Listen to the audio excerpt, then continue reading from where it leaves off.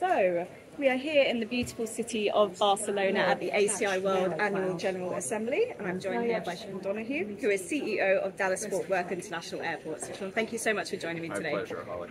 My first question for you is, you recently signed a new 10-year lease with your largest airline, American Airlines. What does this mean for the airport in the North Texas region? It means several things. First of all, for the airport, it's a 10-year business agreement, so it gives us predictability and certainty, especially as it relates to our capital plan, and that will be a $7 billion capital plan by the end of the decade. We're adding new terminals, renovating terminals, doing quite a bit of infrastructure projects. For the region, it also provides us the opportunity to keep ahead of the growth of the region. The Dallas-Fort Worth metropolitan area is one of the fastest growing areas in the country, and as an airport, we always want to stay ahead of that growth.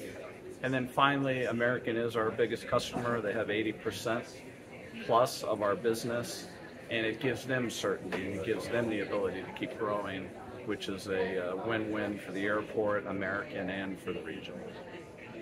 And one of these projects is Terminal F, is Correct. it? Yes, and I hear that it will have state-of-the-art facilities. So when will it be finished, and what will the experience be like for travelers? Tell me more about it. Sure. Terminal F, the first phase will be 15 gates. It will be complete by the end of 2026. And then long-term, we have the ability to have a total of over 40 gates. Again, that allows us to keep growing with the needs of the region. From a customer experience standpoint, it gives us a greenfield location, so all the latest technology. Make sure we've got quite a bit of space and comfort. One of the sustainability programs we have at DFW is we're using dynamic glass, which automatically tints, so the temperature of the terminal stays cool, there's no glare. So whatever we can do to make the customer comfortable is what the focus is in the new terminal, and also to facilitate. Plenty of concessions, plenty of lounges. It'll be a great customer experience. Wow, that glass sounds like really interesting building technology. It is, and we're going to be using it in all our new terminals. And we tested it probably 4 or 5 years ago. We actually tested it in a bar. The sales in the bar doubled. So there's also a revenue benefit from customers feeling more comfortable. It drops the average temperature in the gate rooms by 15 to 20 degrees. That's so interesting that just such a small tweak can make such a big difference. Right. Now, what passenger trends have you observed since the pandemic? How have your passengers changed, and what do they want from you now as an airport? Well, we've fully recovered. We're actually above 2019 levels. As you know, Holly, traffic in the U.S. domestically and internationally has recovered very strongly. And what customers want is predictability. They want to know they can get through security. They want to know they can get through Customs and Border Patrol. And that's what we're focused on, and how to use technology to do that. So we're deploying biometric technology through the terminals. We're giving customers real-time line weight information that they can actually see on their phone before they leave for the airport, so they can choose one of the 15 different checkpoints at the airport. And that's what the customers really want, is they want to get out to the airport, enjoy the facilities in the airport, relax a little bit before getting on their flight, and that's what we're focused on. And are you seeing increased spending in your kind of retail areas? We are. We're going to set a record this year. Our gross concessionaire sales will be over $500 million. And as we look out towards the end of the decade, we're going to come close to $1 billion in concessionaire gross sales. What's interesting is customers are really focused on the lounge experience now. By the end of the 2025, we'll probably have almost 15 separate lounges at the airport, and customers are really focused on that aspect of the travel. Absolutely, and someone mentioned that just in the opening session here, the move from, was it material to experiential? Absolutely. And I've even found that myself, you know, traveling with my friends, never used to go in the lounges or anything, but now we're seriously considering it. It's just a way of making the travel experience just that little bit extra special, isn't it? Absolutely. So it's really interesting that you mentioned that. Now, what are your focus areas for this year as airport CEO, and what are your challenges? Well, it's going to be the busiest year in our history, obviously right now, the summer. In the last 2 weeks, we have set 4 records for the busiest day in the airport's history. So every 4 or 5 days, we break the previous record. So working with all of our partners, all of our federal partners, our concessionaire partners, all of our business partners, we want to make sure we provide a very good customer experience because it's as busy as we've ever been.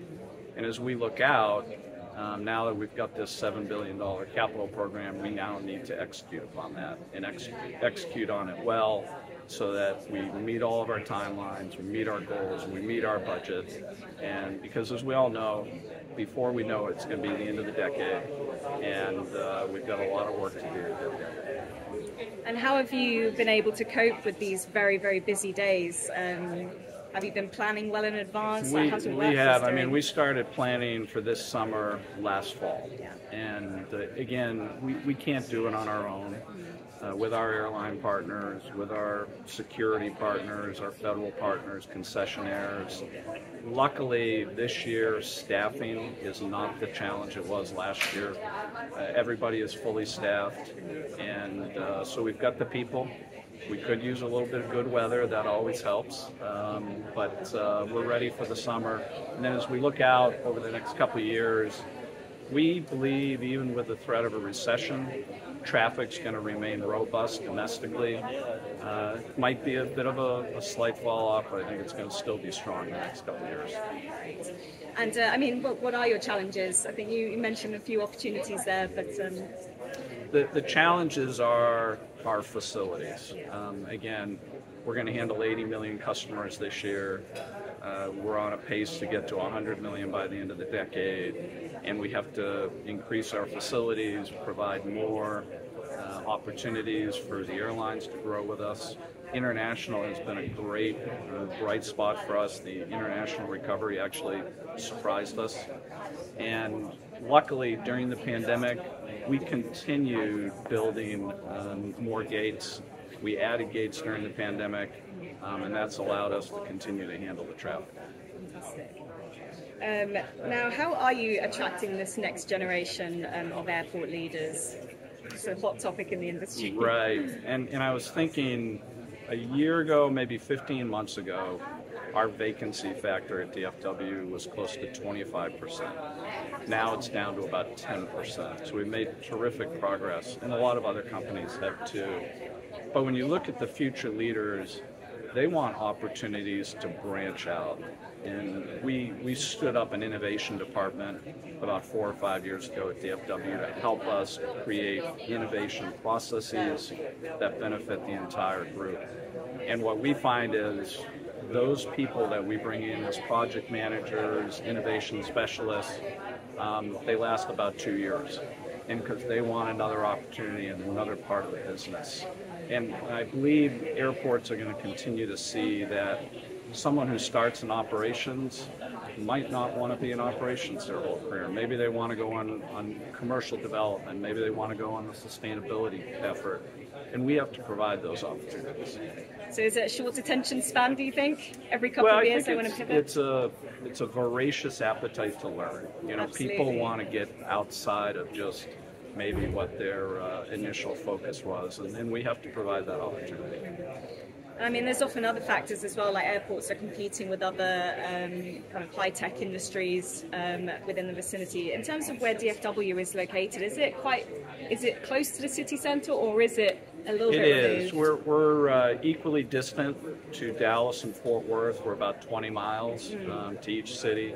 Yeah. And so it's easy if you have a car. Public transportation in Texas, while it's provided, it's not something that people use as much as I'd like to see them use. Now, what are you most looking forward to this year? We're looking forward to, again, getting through the summer, creating a good, solid customer experience. As we get into the fall and the winter, that's when we really focus on the execution of our capital program. That's when the construction will start. That's when we'll have to work with all of our partners to make sure that disruption is limited for our customers, because we have to hit our goals. We have to hit our timelines. We have to provide the facilities to take care of 100 million customers by the end of the decade. Sean, that was my final question. Thank you so much. Yep, great, Holly. Thank you.